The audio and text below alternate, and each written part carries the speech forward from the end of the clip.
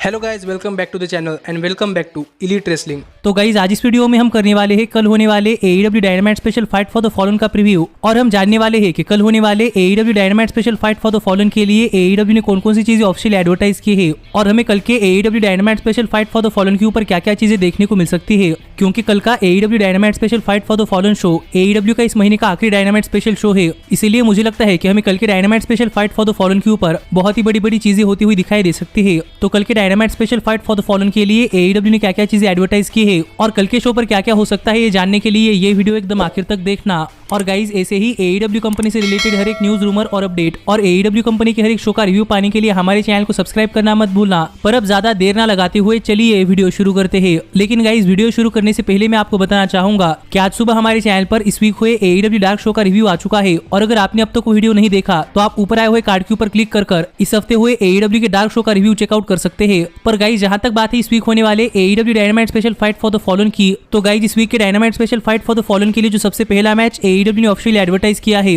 वो है AEW के मेंस डिवीजन से एक 1-on-1 नो रूल्स मैच, जहां पर पेन मेकर क्रिस जेरिको निक केज को फेस करने वाले हैं। और अगर यहाँ पर हम बात करें इस मैच की बैक स्टोरी की, तो गाइज हमने देखा है कि MJF ने क्रिस जेरिको से कहा था कि अगर क्रिस जेरिको को MJF के खिलाफ मैच चाहिए तो क्रिस जेरिको को MJF के 5 अपोनेंट्स को डिफीट करना पड़ेगा। और लास्ट वीक क्रिस जेरिको ने MJF के 5 अपोनेंट्स में से पहले अपोनेंट यानी कि शॉन स्पियर्स को हरा दिया है और इस वीक क्रिस जेरिको के दूसरे अपोनेंट कोई और नहीं बल्कि डेथ मैच लेजेंड निक गेज है। और इस मैच की स्टिपुलेशन ये है कि गाइज इस मैच के अंदर कोई रूल्स नहीं है, यानी कि इस मैच में कुछ भी हो सकता है, लेकिन इस मैच को जीतने का सिर्फ एक ही तरीका है कि आप ये मैच पिनफॉल या फिर सबमिशन के सहारे जीत सकते हैं। और गाइज अगर आपको नहीं पता तो मैं आपको बताना चाहूंगा कि निक केज एक काफी खतरनाक डेथ रेसलर है और निक केज का करियर इतना खराब रह चुका है कि निक केज ने एक बैंक में रॉबरी भी की थी और उसके लिए निक केज जेल भी जाकर आ चुके हैं। और इस वीक के AEW के dynamite special fight for the fallen के ऊपर निक केज को क्रिस जेरिको के अगेंस्ट मिला हुआ मैच निक केज के करियर का अब तक का सबसे बड़ा मैच है, इसीलिए निक केज ये मैच जीतना चाहते हैं। पर दूसरी तरफ निक केज जैसे वायलेंट पर्सन को फेस करने के लिए क्रिस जेरिको AEW कंपनी के अंदर अपने अल्टरनेटिव पर्सोना यानी कि पेन मेकर के थ्रू आने वाले हैं। और अगर आपको नहीं पता कि क्रिस जेरिको का पेन मेकर पर्सोना क्या है, तो गाइज मैं आपको बताना चाहूंगा कि क्रिस जेरिको का पेन मेकर पर्सोना इतना खतरनाक पर्सोना है कि अपने इसी पर्सोना के अंदर क्रिस जेरिको ने न्यू जापान प्रो रेसलिंग के अंदर न्यू जापान प्रो रेसलिंग के टॉप स्टार्स को भी काफी खतरनाक तरीके से मारा था।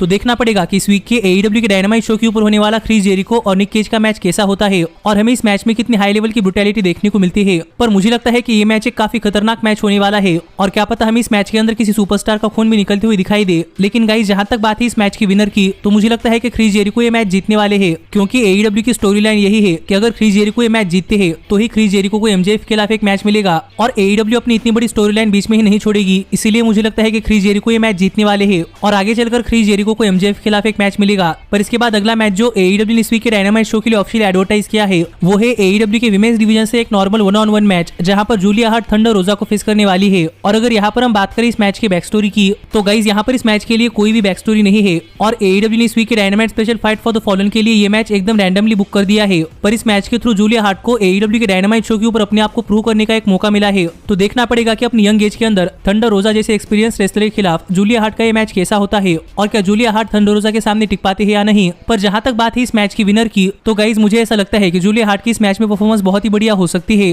पर आखिरकार थंडर रोजा ये मैच जीतने वाली है, क्योंकि आगे चलकर AEW कंपनी के पास थंडर रोजा के लिए काफी बड़े बड़े प्लान्स है। इसीलिए मेरे हिसाब से थंडर रोजा ये मैच जीतने वाली है। पर अगला मैच जो AEW ने इस वीक के dynamite special fight for the fallen के लिए ऑफिशियल एडवर्टाइज किया है वो है AEW के मेंस डिवीजन से एक नॉर्मल टैग टीम मैच, जहां पर सैंटाना और ओर्टिज FTR को फेस करने वाले हैं। और अगर यहाँ पर हम बात करें इस मैच के बैक स्टोरी की, तो गाइस जब से FTR AEW कंपनी के अंदर आई है तब से AEW FTR और सैंटाना और ओर्टिज के बीच में मैच करवाने का सोच रही है और इस मैच को बिल्ड करने के लिए AEW ने बहुत ज्यादा टाइम लिया है। पर हमें इस मैच की स्टोरी AEW कंपनी के रिंग के अंदर नहीं बल्कि AEW कंपनी के बैक स्टेज में या फिर किसी प्रोमो पैकेज वीडियो के अंदर देखने को मिली है और ऐसी ही प्रोमोस के थ्रू AEW ने अपनी कंपनी के अंदर ये मैच बिल्ड किया है। और आप मानो या ना मानो, लेकिन AEW कंपनी के अंदर ये टैग टीम मैच एक काफी बड़ा टैग टीम मैच होने वाला है, जो कि हमें इस वीक के dynamite special fight for the fallen के ऊपर देखने को मिलेगा। और इस मैच की स्टोरी लाइन में FTR का कहना है कि FTR ने अपने करियर के अंदर अपनी सब चीजें कमाई है, इसीलिए वो वर्ल्ड की बेस्ट टैग टीम है। लेकिन जहां तक बात है सैंटाना और ओर्टिज की, तो यहाँ पर सैंटाना और ओर्टिज का कहना है कि इससे कोई फर्क नहीं पड़ता कि FTR कौन है, क्योंकि FTR ने सैंटाना और ओर्टिज के फादर फिगर यानी कि कोनैन के ऊपर अटैक किया है। इसीलिए सैंटाना और ओर्टिज इस मैच के अंदर FTR से अपना बदला लेना चाहते हैं,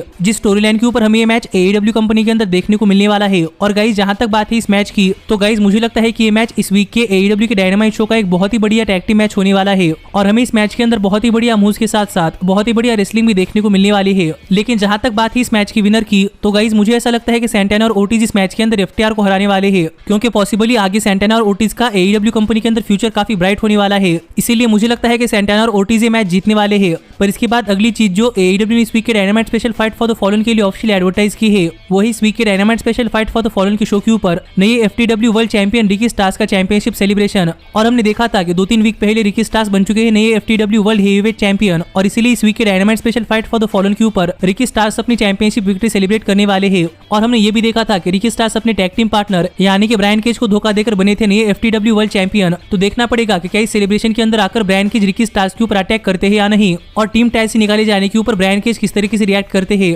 पर इसके बाद अगला मैच जो AEW ने इस वीक के dynamite special fight for the fallen के लिए ऑफिशियल एडवर्टाइज किया है, वो है AEW के मेंस डिवीजन से एक 6 मैन टैग टीम मैच, जहां पर क्रिश्चियन केज, जंगल बॉय और लुचासोरस मिलकर हार्डी फैमिली ऑफिस की प्राइवेट पार्टी और एंजेलिको को फेस करने वाले हैं। और अगर यहाँ पर हम बात करें इस मैच के बैक स्टोरी की, तो गाइज हमने देखा था कि AEW के डार्क और डार्क एलिवेशन शोज के ऊपर हार्डी फैमिली ऑफिस ने मार्को स्टंट के ऊपर अटैक किया था, और यही अटैक रोकने के लिए जंगल बॉय, लुचासोरस और क्रिश्चियन केज आए थे। इसीलिए क्रिश्चियन केज, जंगल बॉय और लुचासोरस ने हार्डी फैमिली ऑफिस की प्राइवेट पार्टी और एंजेलिको के अगेंस्ट एक टैग टीम मैच मांगा था। और क्रिश्चियन केज चाहते हैं कि इस मैच के बाद क्रिश्चियन केज और मैट हार्डी के बीच की राइवलरी खत्म हो जाए, जिससे क्रिश्चियन केज मैट हार्डी को साइड में लगाकर AEW कंपनी में अपने अगले चैप्टर की तरफ बढ़ सकते हैं। तो देखना पड़ेगा कि इस वीक के AEW dynamite special fight for the fallen के ऊपर ये मैच कैसा होता है। पर मुझे ऐसा लगता है कि हमें इस मैच के अंदर जंगल बॉय के लिए तगड़ी सपोर्ट के साथ साथ इस मैच में प्राइवेट पार्टी और एंजेलिको की तरफ से बहुत ही बढ़िया मूव्स भी देखने को मिलने वाले हैं। लेकिन जहां तक बात है इस मैच की विनर की, तो गाइज मुझे ऐसा लगता है कि प्रोबेबली हमें इस मैच के अंदर मैट हार्डी अपना AEW कंपनी में कमबैक करते हुए दिखाई दे सकते हैं, और क्या पता इसी का फायदा उठाकर एंजेलिको और प्राइवेट पार्टी ये मैच जीत जाए, क्योंकि मैं तो चाहता हूं कि ऐसा ही हो। लेकिन मुझे ऐसा लगता है कि प्रोबेबली क्रिश्चियन केज ही मैच जीतने वाले हैं। तो देखना पड़ेगा कि इस मैच का रिजल्ट कैसा होता है।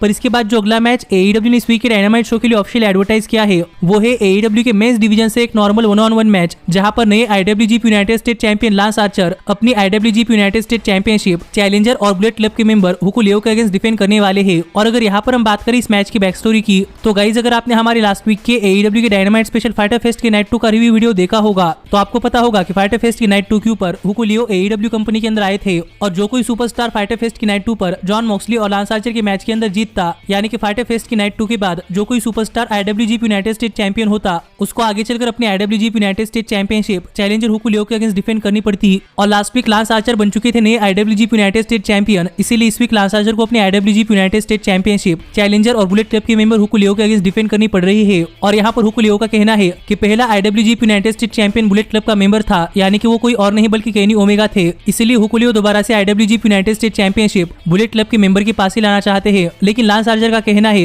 कि लांस आर्चर आज तक के सबसे dominating IWGP United State champion है, और उनसे IWGP यूनाइटेड स्टेट चैंपियनशिप कोई दूर नहीं कर सकता, जो इस मैच की बैक स्टोरी है। और इसी बैक स्टोरी के ऊपर हमें ये मैच इस वीक के dynamite special fight for the fallen के ऊपर देखने को मिलने वाला है। तो देखना पड़ेगा कि ये मैच कैसा होता है, क्योंकि इस मैच के अंदर AEW superstar Lance Archer NJPW superstar Hikuleo को फेस करने वाले हैं। और वैसे भी ये दोनों सुपरस्टार काफी तगड़े सुपरस्टार है, और ये दोनों ही सुपरस्टार एक जायंट है। इसीलिए मुझे लगता है कि इस वीक के डायनामाइट शो का ये मैच एक काफी हार्ड हिटिंग मैच हो सकता है, क्योंकि हुको लियो लांस आर्चर से भी काफी बड़े हैं, और मैं इस मैच के अंदर हुको लियो को पहली बार रेसल करते हुए देखने वाला हूँ। तो देखना पड़ेगा कि इस मैच के अंदर हुको लियो की परफॉर्मेंस कैसी होती है। लेकिन जहां तक बात है इस मैच की विनर की, तो गाइज लांस आर्चर अभी अभी IWGP यूनाइटेड स्टेट चैंपियन बने हैं, इसीलिए मुझे लगता है कि लांस आर्चर ये मैच जीतने वाले हैं। लेकिन क्या पता यहाँ पर NJPW चाहती हो कि NJPW अपनी IWGP यूनाइटेड स्टेट चैंपियनशिप दोबारा से न्यू जापान प्रो रेसलिंग के अंदर ले जाए, पर इसके लिए वो जॉन मॉक्सली को नहीं हराना चाहते हो। तो क्या पता इसीलिए जॉन मॉक्सली को लांस आर्चर के हाथों हरवाकर अब लांस आर्चर को हुको लियो के हाथों हरवाने के बाद NJPW अपनी IWGP यूनाइटेड स्टेट चैंपियनशिप दोबारा से जापान ले जाए, क्योंकि इससे दो चीजें हो सकती है, एक तो जॉन मॉक्सली भी प्रोटेक्ट हो सकते हैं,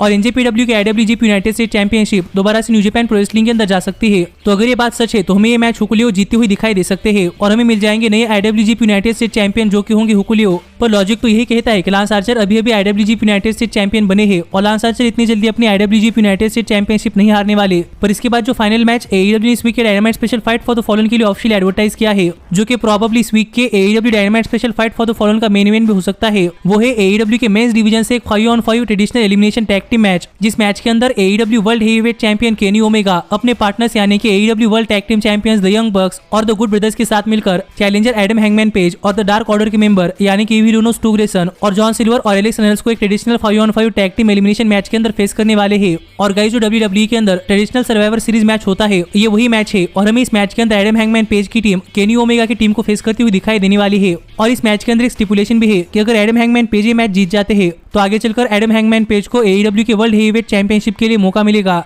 और द डार्क ऑर्डर की एक टैग टीम को AEW के वर्ल्ड टैग टीम चैंपियनशिप्स के लिए मौका मिलेगा। पर अगर केनी ओमेगा की टीम में मैच जीतती है तो हैंगमैन पेज को AEW के वर्ल्ड हेवीवेट चैंपियनशिप के लिए मैच तो मिलेगा ही नहीं, लेकिन इसके साथ द डार्क ऑर्डर को भी AEW के वर्ल्ड टैग टीम चैंपियनशिप्स के लिए मैच नहीं मिलेगा, जिस स्टिपुलेशन के साथ हमें ये मैच इस वीक के AEW dynamite special fight for the fallen के ऊपर देखने को मिलने वाला है। तो देखना पड़ेगा कि ये मैच कैसा होता है। पर इस मैच की बैक स्टोरी बहुत ही बढ़िया है और इस मैच में एक से बढ़कर एक सुपरस्टार है, इसलिए मेरी इस मैच से बहुत ज्यादा एक्सपेक्टेशन है। और मैं यहाँ पर आपको इस मैच की बैक स्टोरी नहीं बताने वाला, क्योंकि इस मैच को करीब करीब 1 से लेकर 1.5 साल की बैक स्टोरी है, जो कि बहुत ही लंबी और बहुत ही कॉम्प्लेक्स है। इसलिए मेरे हिसाब से अगर आप ये स्टोरी लाइन बहुत पहले से फॉलो कर रहे हैं तो आपको पता होगा कि ये मैच कितना बड़ा मैच है। पर जहां तक बात है इस मैच की विनर की, तो गाइज मुझे ऐसा लगता है कि एडम हैंगमैन पेज और द डार्क ऑर्डर ये मैच जीतने वाले हैं, जिससे कि आगे चलकर एडम हैंगमैन पेज अपने फॉर्मर फ्रेंड केनी ओमेगा को उनके वर्ल्ड हेवीवेट चैंपियनशिप के लिए फेस करेंगे और द डार्क ऑर्डर की एक टैग टीम आगे चलकर यंग बक्स को उनके वर्ल्ड टैग टीम चैंपियनशिप्स के लिए फेस करेंगे। और इतने ही मैचेस है जो कि AEW ने इस वीक के dynamite special fight for the fallen के लिए ऑफिशियल एडवर्टाइज किए हैं। लेकिन गाइस जिसके साथ ही AEW ने कंफर्म कर दिया है